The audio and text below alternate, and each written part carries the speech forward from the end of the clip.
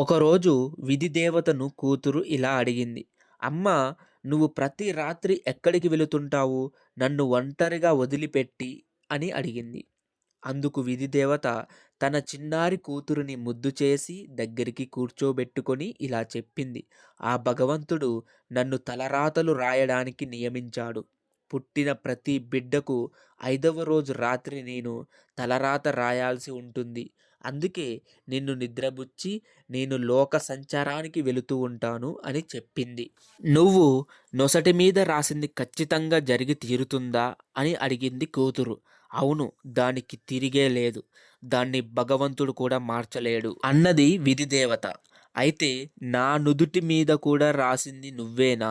నువ్వే నా రాత కూడా రాశావా అని అమాయకంగా ఆశ్చర్యంగా అడిగింది కూతురు. అవునమ్మా, నేనే రాశాను అన్నది తల్లి. అయితే ఏం రాశావో చెప్పమంది కూతురు. చెప్పలేనంది తల్లి. చెప్పక తప్పదని మారం చేసింది కూతురు. చెప్పకూడదు గనక చెప్పనంది తల్లి. కానీ కూతురు మంకుపట్టు వదల్లేదు. ఏడ్చి గగ్గోలు పెట్టింది. విధిలేక విధిదేవత రహస్యం బయట పెట్టక తప్పలేదు. అమ్మా, చిట్టి తల్లి, నీకు చెప్పకూడని రహస్యం ఒకటి చెబుతున్నాను విను. నా కూతురువై ఉండి కూడా నీకు జరగరాని అన్యాయం జరిగిపోయింది. నీకు నీ కొడుకే భర్త అవుతాడు. చెప్పలేక చెప్పింది ఆ విధి దేవత. అది విని కూతురు పిడుగుపడ్డట్టుగా అదిరిపడింది. కుమిలి కుమిలి ఏడ్చింది. నీ కూతురునని కనికరించకుండా ఇంత ఘోరమైన తలరాత రాస్తావా అని నిలదీసింది. తలరాత రాసే సమయంలో తనకు తారతమ్య భేదాలు తెలియవని, తను ఎవరికి ఏది కావాలని రాయనని, ఎవరి నొసట ఏది రాయాలని ఉంటే అది తన పాలి తను రాసుకుపోతుందని, దానికి ఎవరు ఏమి చెయ్యలేరని చెప్పింది తల్లి. కూతురికి తల్లి మీద చెప్పలేనంత కోపం వచ్చింది. ఆ రోజు నుండి తల్లికి దూరంగా ఉండసాగింది. పెళ్ళి అనేదే చేసుకోకుండా ఉంటే తన నొసటి మీద రాసిన తలరాత ఎలా నిజమవుతుంది? అసలు ఏ మగవాడి ముఖము చూడకుండా ఉంటే సరి అని అనుకుంది. ఇల్లు విడిచి దట్టమైన కీకరారణ్యంలోకి వెళ్ళింది. యవ్వన ప్రారంభంలో చెలరేగే కోరికలన్నిటినీ అణుచుకొని నిర్ధన ప్రదేశంలోకి ఏకాంతంగా కాలం గడపసాగింది. ఒకరోజు ఆ అడవిలోకి ఒక మహారాజు వేటకు వచ్చాడు. దినమంతా వేటాడి అలసిపోయి తన నగరానికి తిరిగి వెళుతూ అడవిలోని కొలనులో కాళ్ళు చేతులు కడుక్కున్నాడు. దోసిలిలో నీళ్లు తీసుకొని పుక్కిలించి మళ్ళీ ఆ కొలనులోనే ఉమ్మివేశాడు. ఆ మహారాజు గుర్రమెక్కి వెళ్ళిపోయిన మరుక్షణంలోనే విధిదేవత కూతురు దాహం తీర్చుకోవడానికి ఆ కొలనుకు దగ్గరికి వచ్చింది. దోసిలితో నీళ్లు తీసుకుంది. మహారాజు ఉమ్మివేసి వెళ్ళిన నీళ్లు ఆమె దోసిలిలోకి వచ్చాయి. ఆ విషయం తెలియని ఆమె మామూలుగా నీళ్లు తాగేసింది. పురుషుడి ఎంగిలి నీళ్లతో ఆమెకు గర్భం వచ్చింది.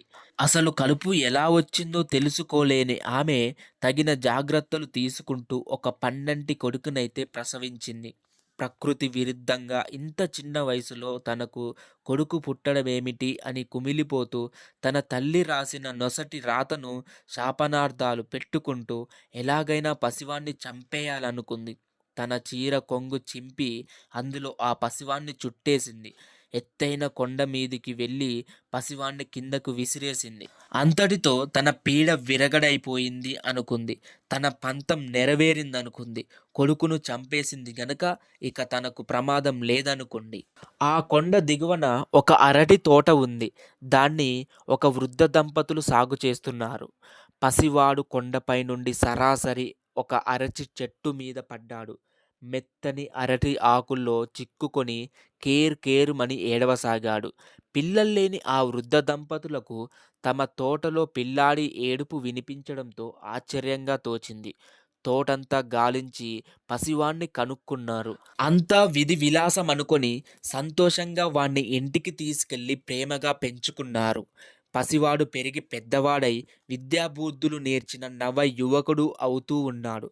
అడవిలో విధిదేవత కూతురు ఒంటరితనం భరించలేక తిరిగి మళ్ళీ మామూలు జీవితానికి వెళ్ళిపోదామనుకుంది.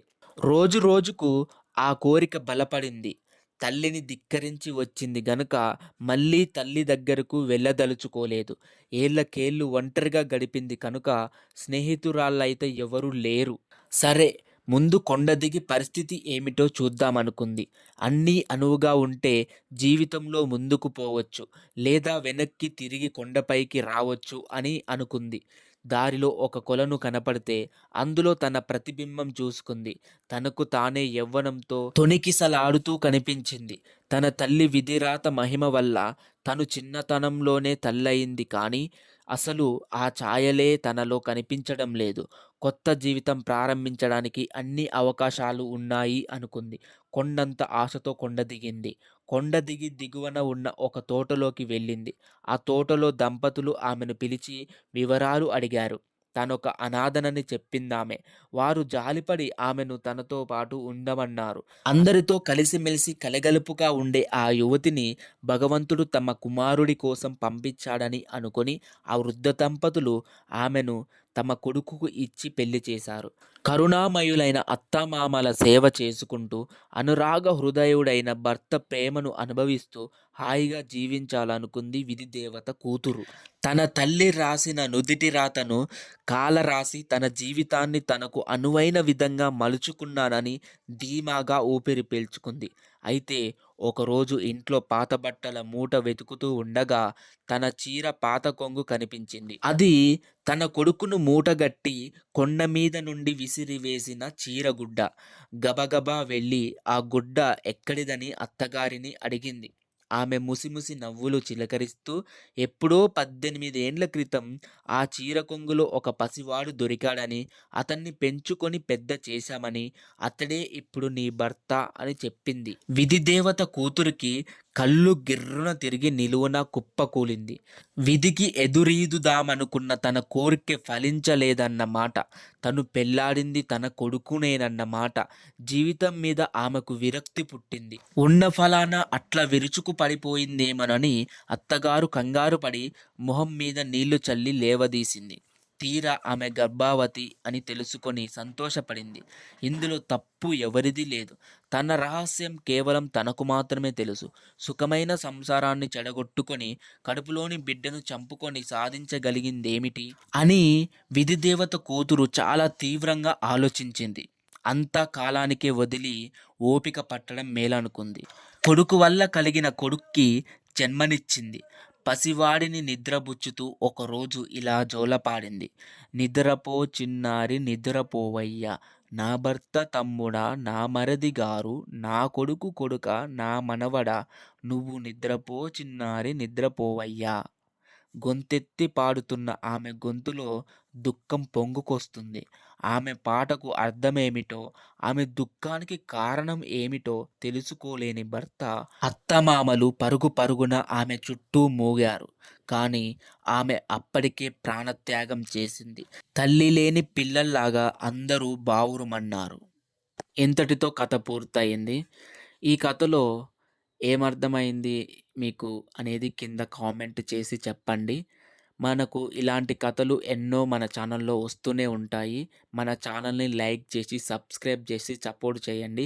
మీకు పాతకాలం నాటి కథలు ఎన్నో ఎన్నో విక్రమార్కుడి కథలతో సహా మీకు చెప్పాలని అనుకుంటున్నాను. దానికి మీ సపోర్ట్ ఉంటేనే అది జరుగుతుంది. ఖచ్చితంగా చూసిన ప్రతి ఒక్కరూ, విన్న ప్రతి ఒక్కరూ లైక్ చేసి సబ్స్క్రైబ్ చేసుకోండి మన ఛానల్‌ని. మీ సబ్స్క్రిప్షన్స్, మీ లైక్స్ చూసి నేనింకా మంచి కథలు చెప్పడానికి ట్రై చేస్తూనే ఉంటాను. Thank you for watching.